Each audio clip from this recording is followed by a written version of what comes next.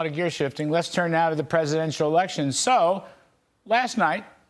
today's Wednesday, Donald Trump and Joe Biden officially clinched their party's nominations last night. There you have it. Joining us now to talk about it, Rich Lowry is the editor-in-chief of National Review, and Chris Bedford is the senior editor at The Federalist. Gentlemen, welcome.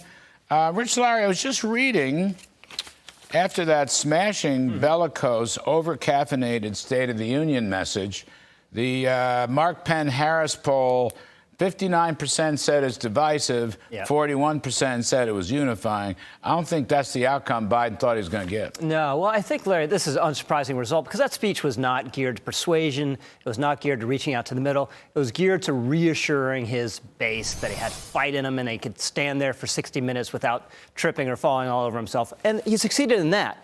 But otherwise, the polls show no bump for him because, why would they? Did he say anything on the border that was new? Did he say anything on inflation that was new that reached out to the middle?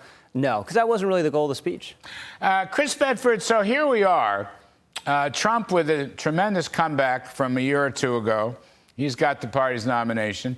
And so Joe Biden, who loves democracy, nonetheless ruled out any primaries that might be effective against him. But we'll put that aside. What kind of shape is Trump in? I think the two big issues, inflation and the border. What kind of shape do you think Trump is in? I think he's actually in pretty strong shape right now, whereas Joe Biden is not. I mean, if you looked at their last matchup, Donald Trump was probably at among the worst of his presidency.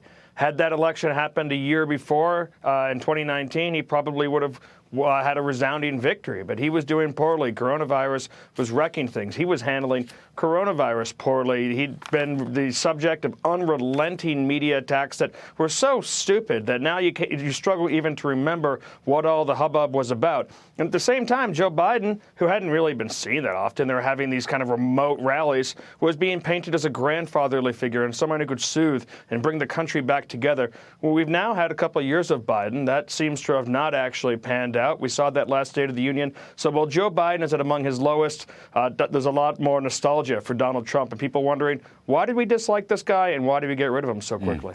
Rich Lowry, so which is it? Are the illegals illegal or are they undocumented? Well, they're both, right? They don't have documents because they're illegal. And this is, I think, Larry, this is your column. Yeah, this is completely bonkers. This is a huge vulnerability for President Biden. As we've discussed many times, he blew it up. It's his responsibility.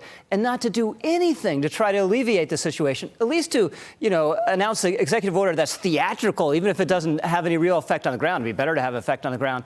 Is madness. And they signaled they're thinking about it. They're going to do it. He didn't announce it at the border. He didn't announce it at the State of the Union. And now Biden himself has suggested he's not going to do it. If he loses to Donald Trump, this will be a huge reason. Chris, let me just go back to the two key issues again, because the last few months we've seen an upturn of inflation. And actually, gasoline prices have gone back up, too. They're now $3.40. Now, that's less than $5, which is where it was at the worst. But Trump left them around $2 a gallon. So I just wonder, on the economy, on inflation, what's your take? Again, I think Trump is in good shape, but what do you think? Are there any vulnerabilities here for Mr. Trump? I think there's more vulnerabilities here for Joe Biden. I mean, presidents can lie their way out of a lot of things. They can take credit for stock markets. They can say it's not their fault. They can take credit for foreign policy. They can say it's not their fault. But on inflation, people are more likely to blame whoever's in charge at that moment.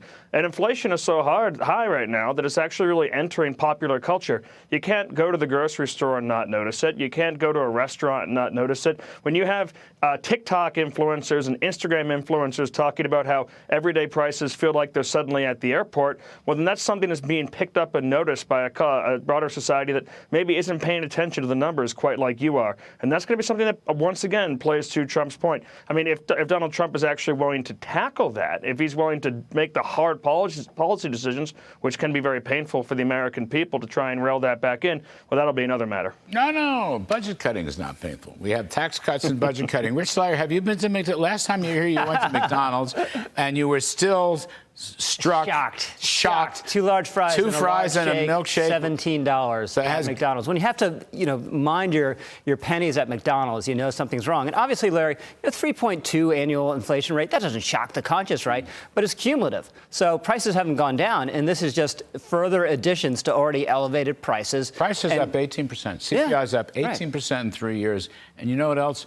Real wages are down about 5%. So they got a pay cut. I think that's a killer. Huge. It's arguably the single most important economic indicator. And it's why if you ask you, were you better off in 2019 or now? Everyone's going to say 2019. That accounts for, as Chris points out, for a lot of the Trump nostalgia. Mr. Biden's got this issue about shrinkflation. I think his polls are into shrinkflation. That's good, Larry. We'll see. I know. Just thought of that. Rich Lowry and Consider Chris it Bedford. stolen. Thank you very much. That was just right off the top of